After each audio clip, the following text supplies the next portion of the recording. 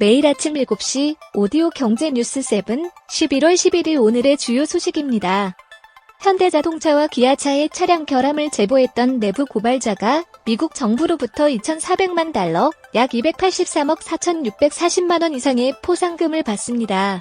9일 폭스뉴스 등 외신에 따르면 미국 도로교통안전국은 이날 현대차와 기아차 미국 법인에 대한 정보 제공과 관련한 내부 고발자인 전직 현대차 직원에게 수천만 달러대의 돈을 지급한다고 밝혔습니다.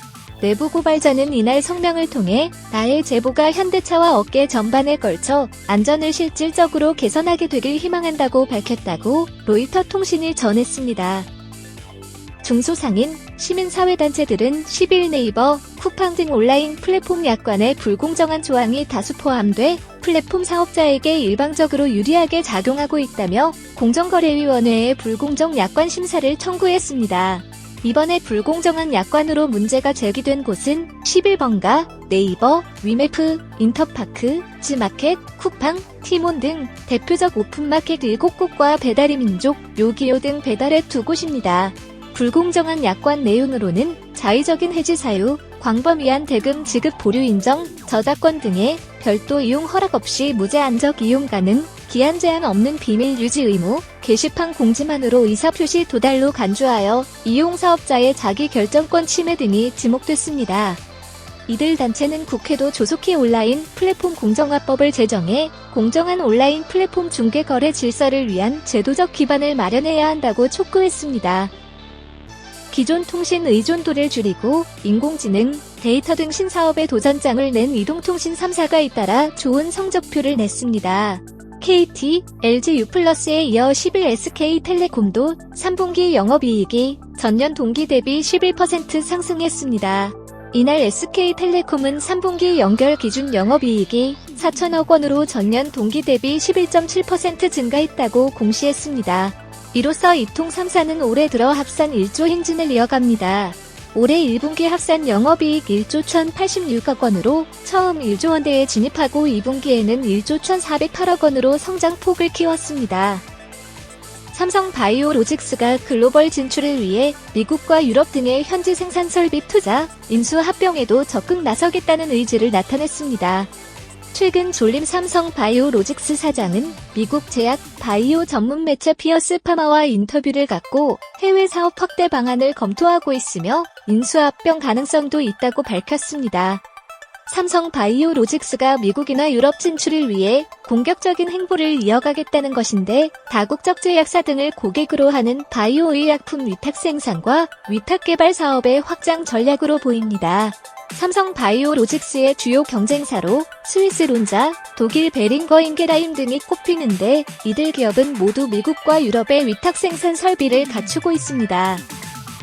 신한라이프의 자회사 영지의 신한금융 플러스가 신규 지사를 신설하는 등 영업 조직 확대에 나섰습니다. 리더스 금융 판매의 조직을 대규모로 흡수한 후 딱 1년 만입니다.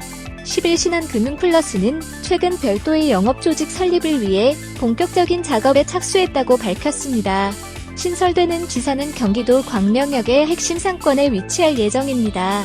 신설지사 규모는 약 150여 명 수준이 될 예정입니다.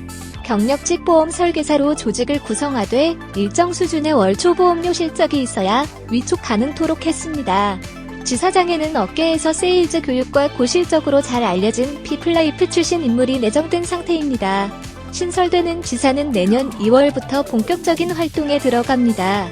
GA 업계 한 관계자는 신한금융 플러스가 지사를 신설하는 것은 리더스 금융 판매 조직을 흡수 후 처음 있는 일이라며 지사를 확대한 것은 새로운 성장 모멘텀을 만들기 위해서라고 말했습니다. 지난달 은행권 가계대출 증가폭이 다소 줄어든 것으로 나타났습니다. 한국은행이 10일 발표한 금융시장 동향에 따르면 지난달 은행의 가계대출 잔액은 1,057조 9천억 원으로 전달 대비 5조 2천억 원 증가했습니다. 증가액은 8월에 6조 1천억 원이나 9월에 6조 4천억 원보다 1조 원 이상 적습니다. 전세자금 대출을 포함한 주택담보대출이 한 달 사이 4조 7천억 원 불었습니다. 증가 규모는 9월과 비교해 9천억 원 줄었습니다. 주담대 중 전세대출은 2조 2천억 원을 차지하는 것으로 집계됐습니다. 전세대출 증가액도 소폭 감소세를 보였습니다. 같은 기간 신용대출을 포함한 기타 대출은 5천억 원이 늘었습니다. 국내 보툴리눔 톡신 양대 산미큐젤과 대웅제약의 빅마켓 중 하나인 유럽에서 한판 붙습니다. 국내 시장 점유율 1위 업체인 휴젤은 지난달 18일 보툴리눔 톡신 제제 레티보를 생산하는 춘천 거두 공장의 유럽의약품 청실사가 성공적으로 마무리됐다고 밝혔습니다.